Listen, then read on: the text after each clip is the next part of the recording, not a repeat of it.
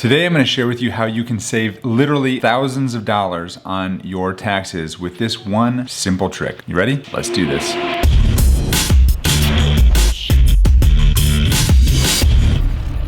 Hi, my name is Jim Hart. I'm the founding attorney here at Hawthorn Law, where we help you, the online business owner, to get your legal house in order so that you can focus on what you do best, and that is building a business that's truly going to make a difference in the world. Today, I want to share with you how you can file one simple form that will save you literally thousands of dollars on your taxes. But I'm here to tell you this is not for everyone. But if you are an online business owner who is already making over $50,000 per year net profit from your business, and this is something you definitely want to pay attention to. Listen, everyone hates taxes. I hate taxes, you hate taxes. Hell, I think a lot of people in the government hate taxes. Taxes suck. And if you can find a way to spend less money legally on your taxes, sign me up, I am there. And today's tip is going to tell you how to do just that, and it is completely legal. This is not a scam, nothing like that. You're not doing anything that's gonna get you in trouble. But this is a strategy that I talk to almost every single person who schedules a strategy call with my office or eventually becomes a client of my firm. We talk about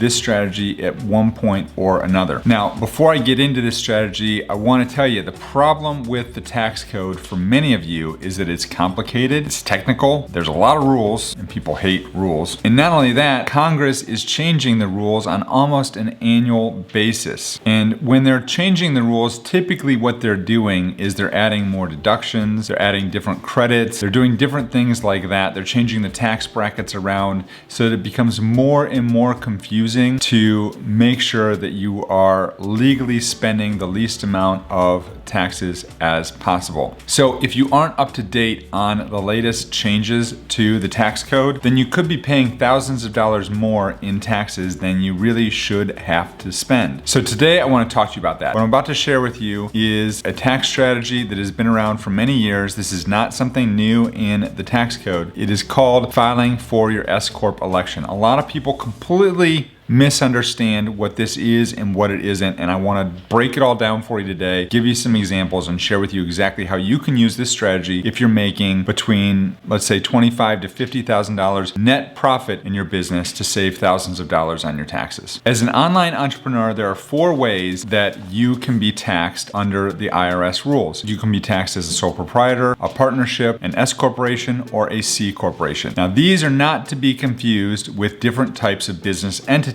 Some of them are business entities. An S corporation is not a business entity. Rather, these are tax statuses, meaning these are ways that you are going to get taxed under the Internal Revenue Code. Now, many of you have chosen to form LLCs. Some of you are still sole proprietorships. Some of you are partnerships. Very few of you are going to be C corporations. But regardless of which entity you choose for your business, I want you to be aware that you can choose the way that the IRS is going to tax your business. If you do nothing and you're a single member LLC, you're going to be taxed as a sole proprietorship. If you do nothing and you're a multi-member LLC, meaning you have more than one member in your LLC, then you're going to be taxed as a partnership. If you form, for whatever reason, a C corporation and you do nothing, you're going to be taxed as a C corporation. But let's take a step back and talk to those of you out there who are single member LLCs or multi-member LLCs but have done nothing else. You're the ones that need to really understand these rules. The main benefit to doing nothing is that number 1, it's inexpensive. Number 2, you don't have to file a separate tax return. And number 3, you don't have to worry about paying yourself a salary, which means you're not going to have to hire a bookkeeper or a payroll service to do that for you. That's all well and good, but the drawback to remaining taxed as a sole proprietorship or a partnership is that you are going to have to pay 15.3% self-employment tax on all of the net profit from your business. That means all the revenue comes in, less all the expenses, not including your pay, less all those expenses is the net profit. You're going to have to pay 15.3% of that amount of money in self-employment taxes, in addition to any federal or state tax liability you might have. So let's take an example. So let's say you're a business that earns $100,000 net profit. That's revenue minus expenses, $100,000 net profit. You're going to have to pay at the end of the year $15,300 approximately in self-employment taxes on that profit. In addition, you will have to pay federal and state income taxes on that profit. On the other hand, and this is where it gets really cool and interesting, you can file what's called an S-Corp election. There are some additional costs associated with that. It's not free. Once you file that S-Corp election, you will have to start paying yourself what's considered a reasonable salary. In addition, you'll have to file a separate tax return for your S-Corporation entity. And in all likelihood, you're going to need to pay an accountant or bookkeeper or someone else to help you with your books because now they've just gotten a whole lot more complicated. On the flip side, you will only have to pay that self-employment tax on the amount you pay yourself as salary. So let's go back to the example we talked about before where you make $100,000 in net profit. Let's say based on that $100,000 in net profit, you're going to pay yourself a reasonable salary of $25,000 per year. In this situation, if you are taxed as an S corporation, instead of paying self-employment tax on that entire $100,000, you will only pay self-employment tax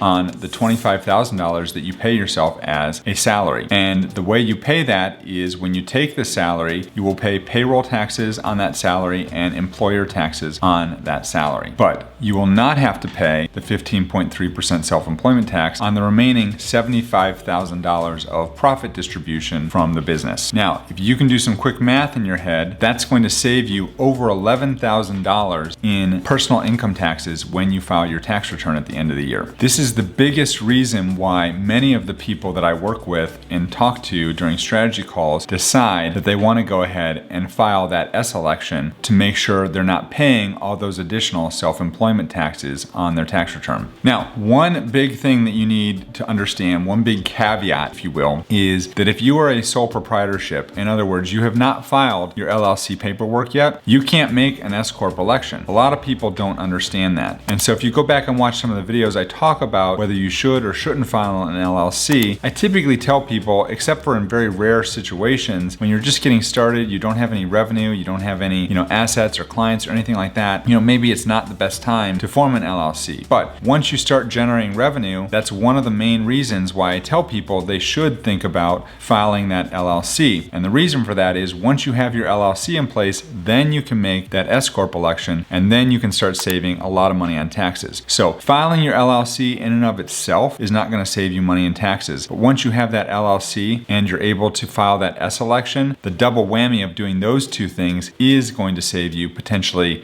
tens of thousands of dollars on your tax bill at the end of the year. Before we finish up this video, I think there's a couple other things that you really need to be aware of. Every LLC is not made the same, and every LLC cannot file an S Corp election. There are some requirements. Number one, you must be a citizen or a legal resident of the United States. I talked to someone a couple weeks ago who went to school in the United States, graduated from university in the United States, and then moved back to his home country, and his visa had expired, so he was no longer a legal resident of the United States. While he was living here in the United States as a student, he could have started a business and had an S corporation as part of that. But once he moved back to his home country and no longer had legal residency in the United States, he's no longer eligible to file for S corporation status. Number two, you can only have 100 shareholders. This doesn't frequently come up, but if you are looking to get a lot of investors and you want to be an S corporation, something to be aware of. And finally, you can only have one class of stock. Now again, that's a little bit more complicated than anything you need to know in this video, but it's out there. A couple other things that you need to know about filing that S corporation. There are deadlines. Today, we're sitting here, it's January of 2021 as I record this video. There's nothing you can do right now to go get an S election for 2020 if you haven't already done it. Going forward, you can file S corporation paperwork today to get S election status for all of 2021 if you already have your LLC, but there's nothing you can do going backwards. That being said, there is a deadline to file that S corporation paperwork, and the deadline is 75 days after you file your LLC or March 15th if you already have an existing LLC. Those are the deadlines you need to be aware of. I will tell you that you can file late in some situations, and the IRS may allow you to go back retroactively. And so if you filed your LLC paperwork in February, you missed the 75-day cutoff, and you wanted to be an S corporation for the entire year, you file your S election in October. There's procedures that you can go through to ask the IRS to retroactively give you S corp status for the entire tax year of 2021, but that's somewhat beyond the scope of this video, but just be aware that it is available. Now, if you're in a situation where you think filing for S corporation tax status is a smart and prudent move for you and your online business, then I would highly recommend you seek out a lawyer, a tax advisor, or an accountant to help you with this. It is extremely complicated. There's a lot of costs associated, and you want to make sure you're making the right decision for you and your business. If you're getting some traction from your business already and you've already filed your LLC, or maybe you're thinking about employing this strategy of filing your LLC and then electing S corporation status, here's another video I've done right here on this topic that I think you will enjoy. Check it out. Thank you so much. I will see you in the next video. Take care, folks.